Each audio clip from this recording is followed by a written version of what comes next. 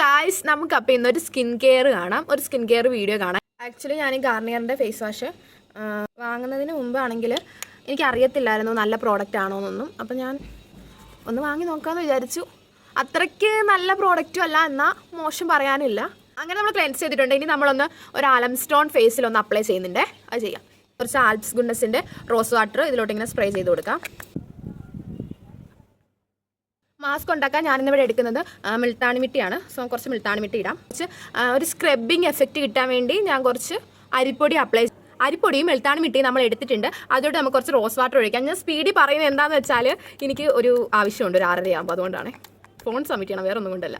നമുക്ക് ഇതാ മാസ്ക് ഇങ്ങനെ ആയിട്ടുണ്ട്.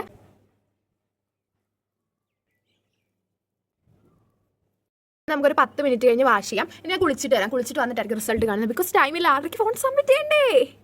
അങ്ങനെ നമ്മൾ മാസ്ക് ഒക്കെ അപ്ലൈ ചെയ്ത് എല്ലാം വാഷ് ചെയ്ത് മേലൊക്കെ കഴുകിയിട്ട് വന്നിട്ടുണ്ട്.